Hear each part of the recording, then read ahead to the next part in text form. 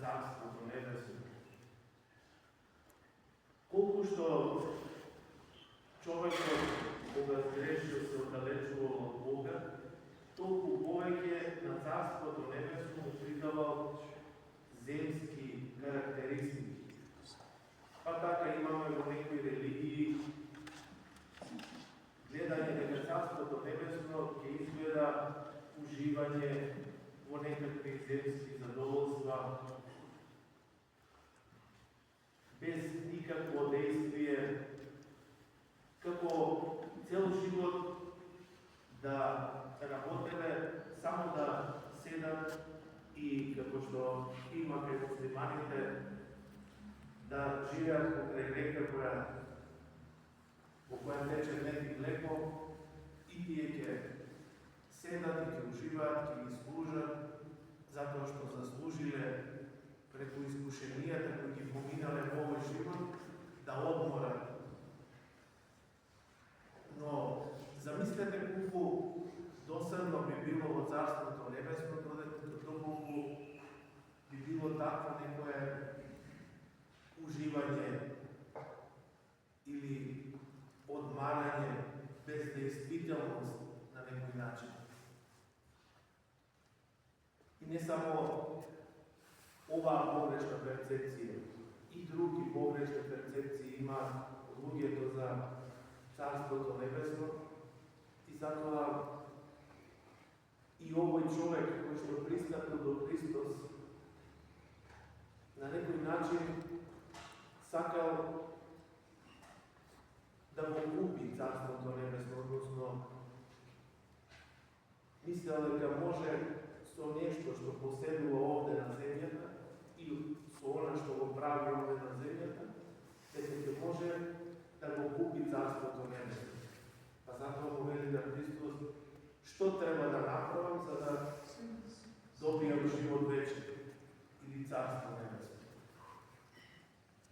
Но не му се обраќа како на Бог, како на човек, учител.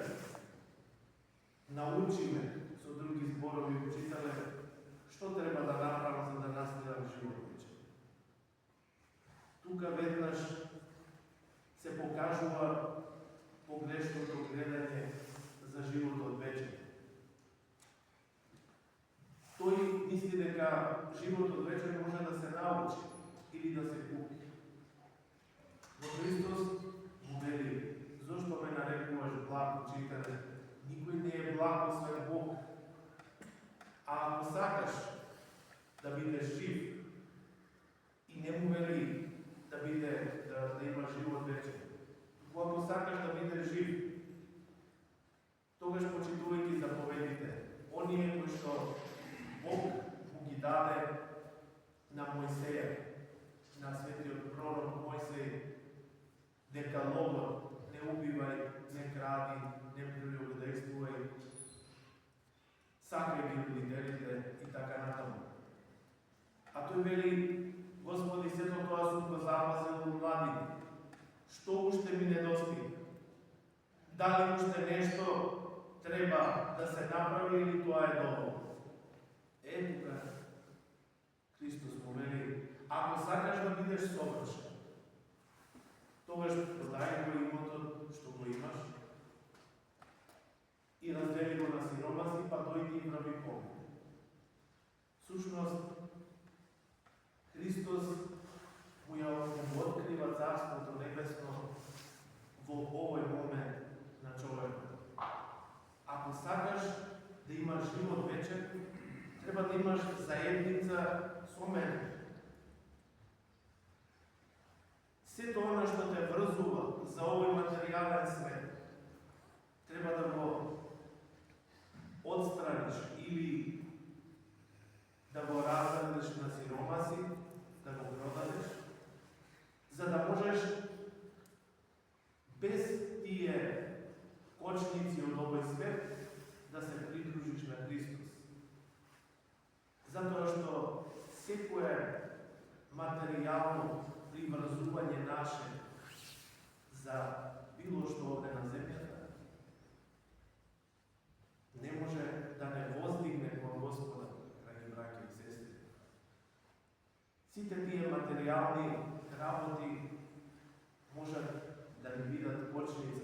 Ne treba čovjek da bude mnogo bogat. U ovoj slučaju ovo imao golem imot i se pribrzao po to bogatstvo i imota što go imao.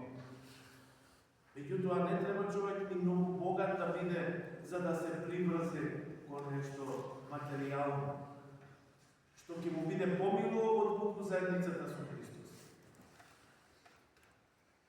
No, ете, Hristos veli, bogat teško će vleze od Carството небесно, zato što onije koji ima povejke materijalni bogatstva, poteško se odkažuva od tije bogatstva.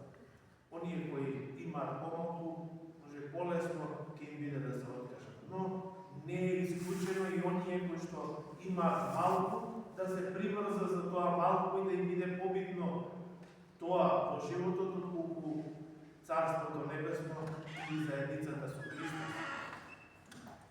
Затоа Христос вели мачно ќе влезат оние кои се приврзале за материјалното во Царството небесно. Полесно вели на Камила да помине низ иглени уши, отколку Бога да влезе во Царството небесно. Секако познато ви е на што мисли Христос кога вели Камила да влезе низ иглени уши. Не мисли буквално низ иглени уши, низ онај отвор од иглата да влезе цела Камила. Туку во градовите во тоа време, па и во Ерусалим, имало главни порти од кои што се влегувало во градовите, неколку, а имало и тесни порти, за да може да се контролира кој влегува во градот. Преку денот можело да влегува низ големите порти. Меѓутоа навечер тие порти се затварале и оној кој што би задоцнил да влезе во градот, морал да дојде низ тие мали порти, низ кои што едној човек можел да се пробие. Тие се нарекувале иглени уши, тие порти се нарекувале иглени уши. И затоа Христос ја прави таа споредба, мачно ќе влезе, вели човек кој е прибрзан за материјалното во Царството небесно, полесно е на Камила да влезе низ тие иглени уши. И може би влегувала Камила многу мачно.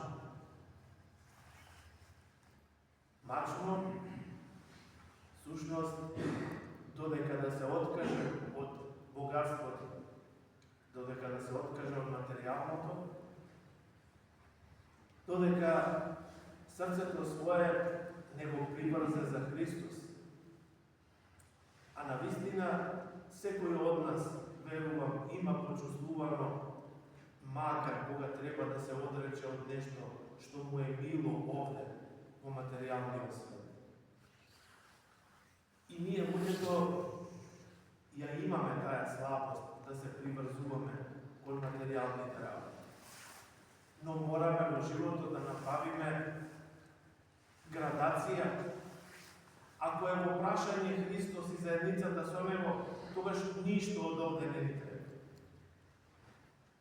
Тоа е она на што треба да работиме. Да бидеме секогаш спремни да се одречеме од она што го имаме во името на Христа. Ако Христос не повика во овој час, секако ништо од овој свет нема да понесеме во другиот свет. Но ако тешко се одрекуваме од тие материјални богатства, тогаш тешко и ќе го препознаеме Христос и тешко ќе бидеме во Неговата заедница, затоа што нешто друго нас не привлекува повеќе од Христос. А Христос вели, ако сакаш совршен да бидеш, а совршени можеме да бидеме само во заедница со Христос. Тогаш вели, одречи се од материјалното богатство, па дојди и први побед, односно биди во заедница со мене, затоа што единствено на тој начин можеме да го достигнеме животот вечен. Не можеме поинаку. Ниеден од пророците, од учителите на Израелот не бил доволен да ги научи израелците како да го достигнат Царството Небесно. Туку само да ги подготви за заедницата која следува, а тоа е заедницата со Христос, кој дојде заради нас. Луѓето да не обожи, го прими нашето тело, човечкото тело, значи, за ние луѓето да се обожиме преку него. И единствено преку него можеме да бидеме во Царството Небесно. Нема друг начин да се достигне Царството Небесно од заедницата со Христос. А таа заедница токму овде се случува на Светата литургија. И затоа е Светата литургија централен настав на секој еден христијанин.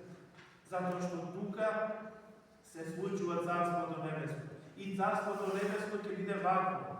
Славење на Бога и наситување од Неговата љубов, но и растење и понатаму до мерата на совршенството на Бога. Затоа нема да биде досадно во Царството Небесно. Нема да биде безделничење или дејгубење или некакво бездејствително одмарање. Ќе биде живот, жива заедница со Христос и растење постојано во духовното. Растење до мерата на совршенство, како што реков. Затоа, возлюбени во Господа, браќа и сестри, да ја имаме оваа евангелска перикопа предвид секогаш кога нешто ќе ни го привлече срцето од материјалниот свет, во себе да изградиме внатрешно настроение, да можеме да се откажеме од тоа во името на Христа. Само така ќе можеме да бидеме во вечната заедница со нашиот Господ Исус Христос, чие второ доаѓање го очекуваме да дојде сега и секогаш и во вековите. Амин.